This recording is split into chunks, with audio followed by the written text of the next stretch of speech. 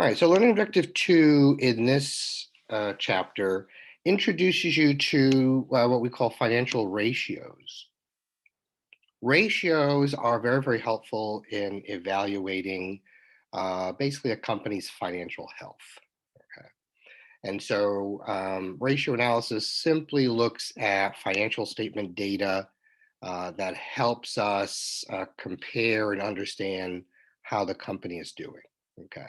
So this is really important in the sense that accounting, finance, other management, they always do some type of analysis of the health of the company because they need to make sure the financial health of the company remains strong. So there are three types of ratios that you're introduced to in this part of the chapter. The first one is called a profitability ratio because, in essence, right, this is what it's about for stockholders. That part of gold, which is the profit, right? Revenue minus expenses gives you the net income. Net income are the earnings of the company, or the profits of the company. So, looking at a profitability ratio will help understand whether over time the company has become more and more profitable. So, we're going to look at those first.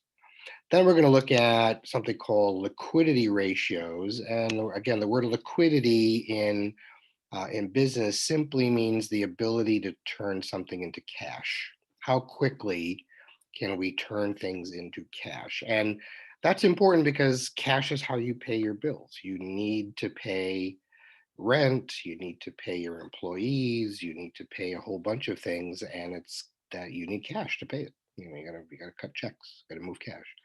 So liquidity ratios sort of measure the ability for the company to meet its current bills, basically. And the third set of ratios that are introduced here are called solvency ratios. And solvency is simply about the ability for companies to manage their long-term debt. Okay. Because every company has debts.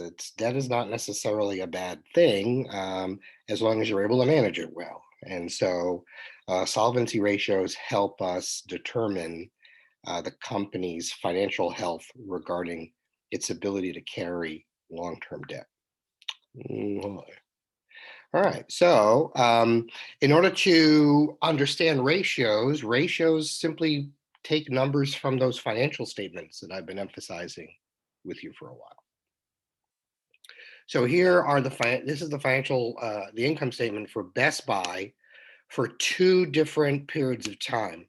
their fiscal year ending in 2013 and 2014, and they're listed in the columns here.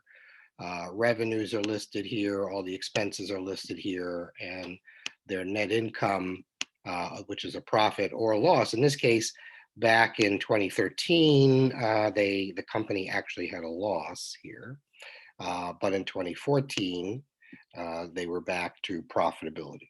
Okay, so learning about the income statement means that when we do a ratio analysis, they're going to be asking you for things like total revenue or what's their net income or things like this. So it's important to be able to read an income statement as well and be able to get the information you need from it. So a profitability ratio looks at the profits of the company. So let's take let's keep a happy our happy note here. In 2014, Best Buy had a $532 million profit. So I asked you from last chapter, whose profit is it, right? Who owns the profit? And you know that all profits are owned by the owners, and that's what retained earnings represents. Retained earnings represents the amount of the profit, the owner's profit that's been retained. But in this case, when we look at an analysis, we're saying, okay, we have $532 million of profit. You're a shareholder, and you're wondering, what's my share of that profit? What's my share of that profit? So a ratio called earnings per share simply looks at, remember the word earnings is the same as net income, which is the same as profit. So what's my profit, or the profit per share of ownership? Because corporations ownership is broken into shares of ownership. So when a company has a profit, If, and this is just what the ratio tells us, if the company broke that profit up per share, this would be your share of the profit.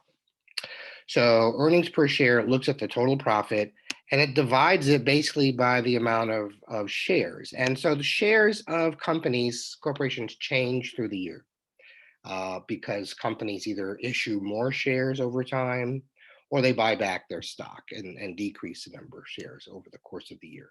So we simply take an average from the beginning and the end of the year and average those shares out. These are also in millions. So this is what it actually looks like in a formula.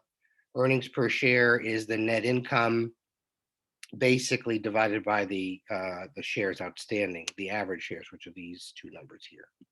Now, this formula also says it's net income, which is your profit minus preferred dividends.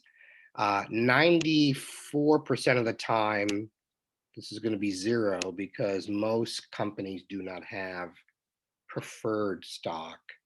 So they do not pay preferred dividends. And you'll learn a little bit more about that in chapter 11 of this book. So 94% of the time, that's going to be zero. It's just going to be the net income divided by the average shares. There are a few companies that still have preferred stock, and again, it's a textbook. You're probably going to get a question about it, but just know that we subtract that out. Okay, so here we have $532 million profit for Best Buy. They don't pay dividends to preferred holders. And how much is it per share? Well, they divide it by the average number of shares. And so what you see here is that if that $532 million profit was broken into each share of ownership would get $1.55 of that profit as theirs. Of course, they don't really do that. It's just a ratio, okay? Because as an owner of a business, you don't want to just grab your profit and go, right? You want to keep most of it in your company. So this ratio simply tells us how to break up the profit per share. And that's really all it does. Better than the previous years you see here because they lost money. So yes, it's true that when the company has a profit, it's the owner's profit. But when a company loses money, it's also the owner's loss. And so the owners have to cover the loss if they want to continue in business. That's what we've seen this year with the COVID crisis. A lot of companies have lost money, particularly a lot of smaller businesses have lost money. And it's really up to the owners either to cover the loss and continue or just to close. They're not able to cover the loss, and so they're not in business anymore. And so for a large corporation like Best Buy, they're able to cover that loss.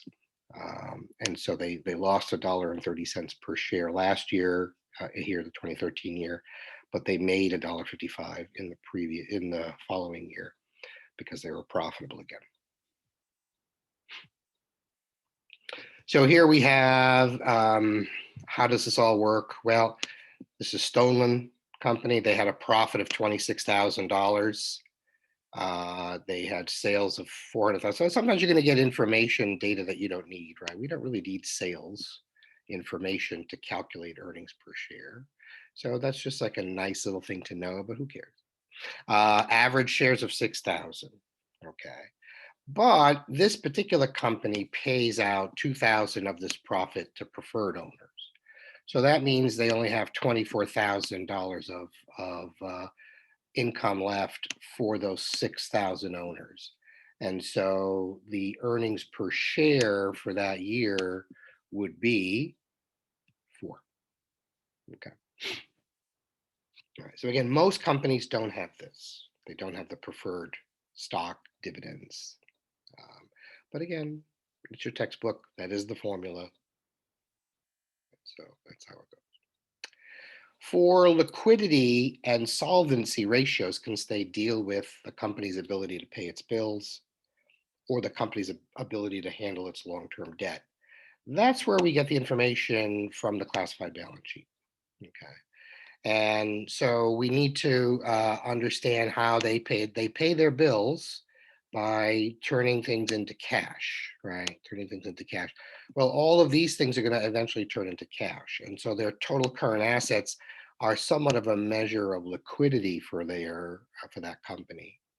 And what do they need that money for? Well, for their current bills. Their current liabilities have to be paid this year.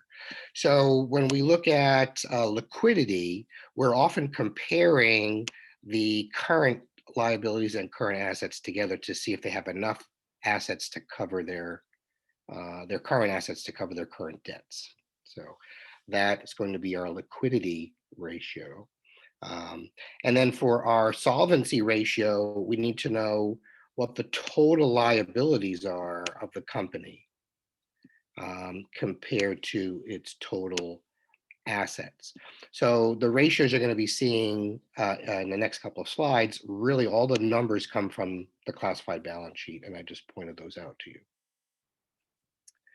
So liquidity, right? The ability to pay your obligations, you need cash. You need to be expecting cash, right? And so what we do is we focus on our current assets because most of them will be turned into cash, and our current liabilities, which are, again, bills that are due this year. So when we compare these two numbers, we can do it in a couple of ways. The first way is simply to subtract the difference, and we call that working capital. Current assets, the total of current assets minus the total current liabilities gives us what we call working capital. Okay. And so if you look at the Best Buy numbers from the balance sheet we just showed, they have working capital of over 3,000 million, which would be 3 billion.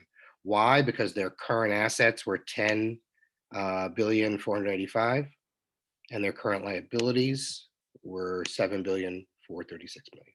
So when you subtract that from the total current assets, this is what's remaining, and that's called a working capital.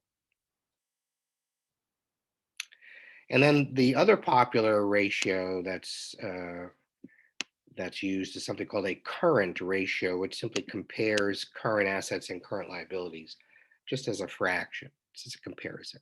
All right.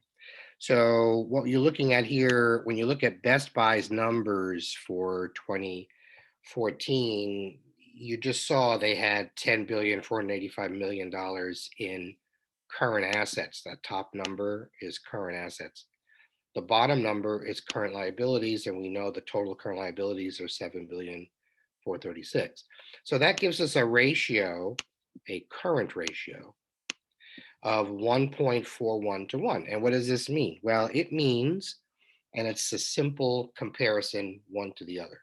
This means that they have $1.41 of current assets, that's that top number, to every dollar in current liabilities. That's the bottom number.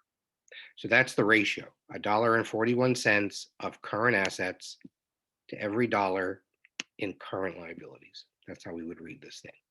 Clearly, that's better than their previous year, where it was only $1.11 to every buck. So $1.11 of current assets, that's that first number, to every dollar of current liabilities. That's that second number. So obviously they improved a lot because they have a lot more current assets to cover their current liabilities. So that's a good thing. That's a good thing. Best Buy is not the only large retailer of electronics out there. There are a lot of them.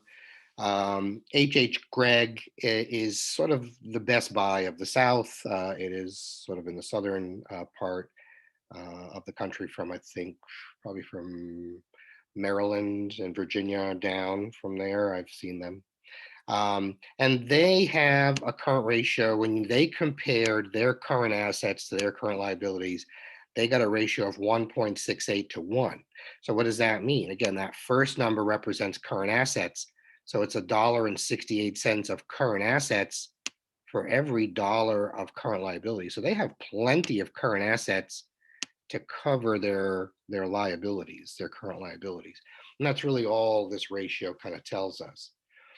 When you look at the industry, however, the industry is, particularly at this time, 2013, 2014, it's under siege. You might have remembered in your early days as a youngster seeing a Circuit City store or two. You might have also remembered just even a few years ago, maybe seeing a Radio Shack. This particular industry is highly competitive and it's very, very difficult to make a profit. And so financially, it's been stressed. And so look at the industry average of 0.88 to 1. Uh, I'll just be honest, that really sucks, because what it really means is this this industry has roughly 88 cents, 0.88, 88 cents of current assets to cover every dollar of current liabilities. So if they were called to pay their bills quickly, most of the industry wouldn't be able to do so. They would need to borrow more money in order to pay their bills.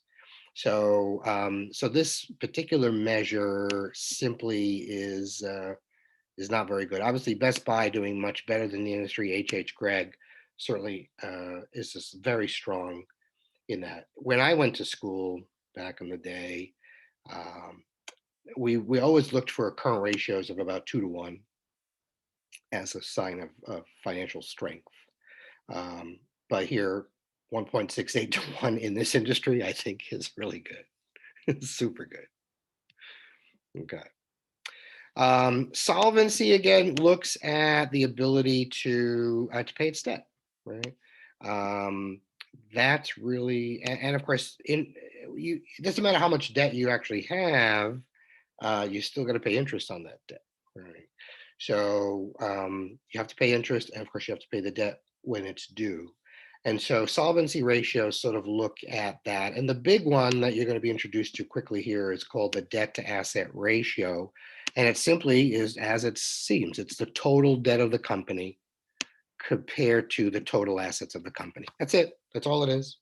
Nothing other than that. It's not a huge thing to figure out. Debt to asset ratio, total liabilities compared to total assets. Now remember, just because it looks like an equation doesn't mean that you can't read it in a financial way. We're comparing one to the other, right?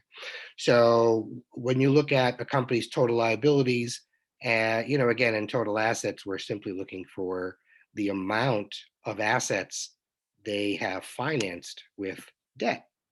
Because remember, in order to get an asset like a car, you need financing for that asset. Financing is the liability and stockholders' equity piece, right? So if you went to buy a car, say you bought a used car for $10,000, you need $10,000 of financing. It's either going to be part equity, part debt, right? So we're simply looking at the debt part compared to the asset part. We're simply looking at how much debt you use to buy the asset. That's really all this ratio is telling us. Okay. So Best Buy has over 10 billion in debt and over 14 billion in total assets. Those are these two numbers here, which makes their debt to asset ratio 72%. So what does that mean? It means that they had to borrow 72% of the value of their assets. So in order to get every dollar of asset that they bought, they had to borrow 72% of that to buy the asset. So that's well, it depends on the industry because this is retail. Best Buy is simply retail. It's a bit high. It's a bit high.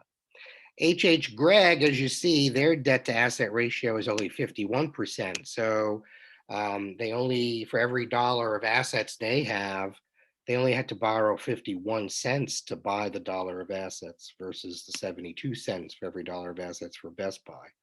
So clearly, H. Gregg is in a stronger financial position because they simply rely much less on debt to buy their assets.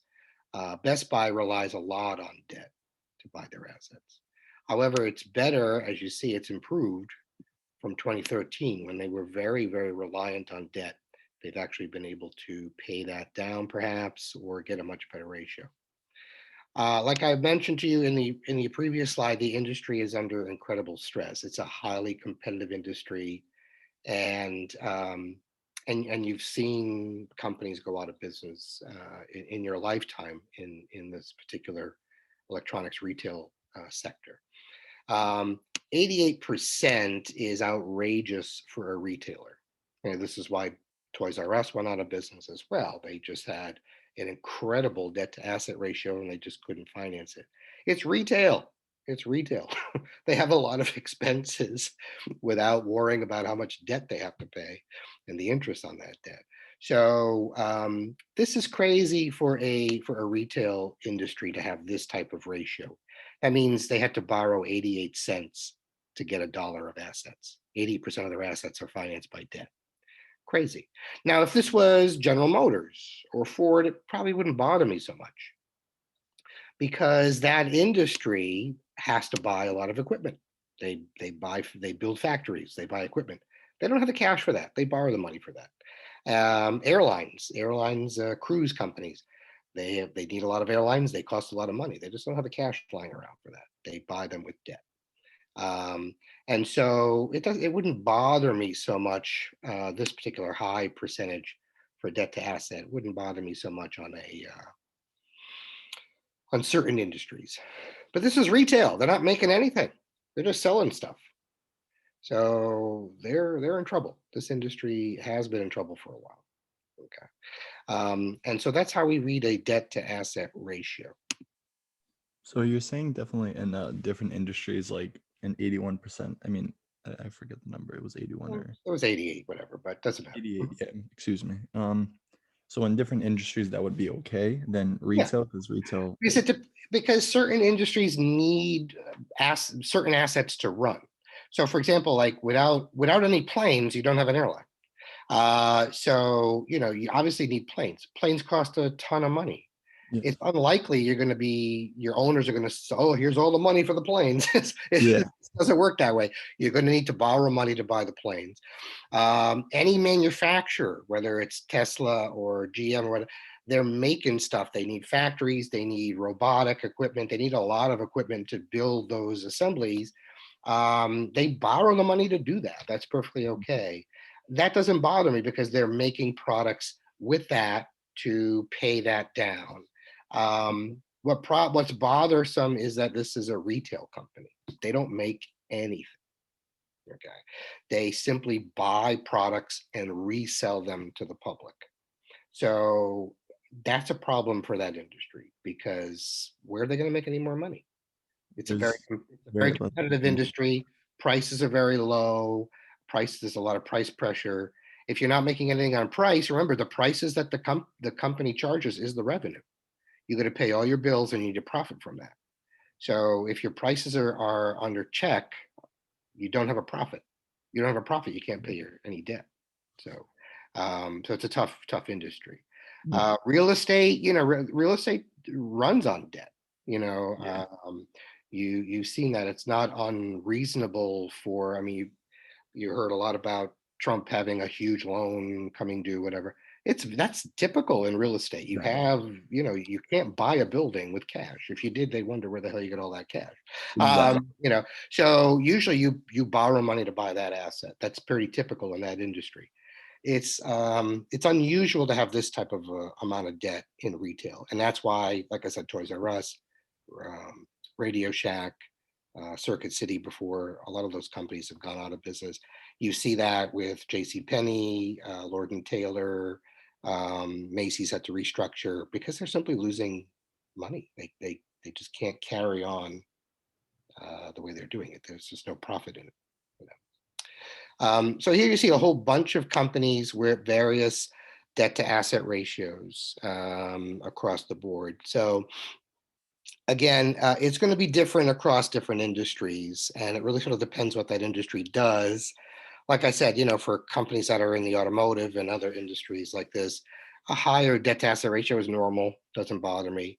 ExxonMobil, remember, ExxonMobil, has a lot of debt because they also are involved in refining products. They have a lot of factories as well. So, it would be reasonable for them to also have high debt to asset ratios, things like this.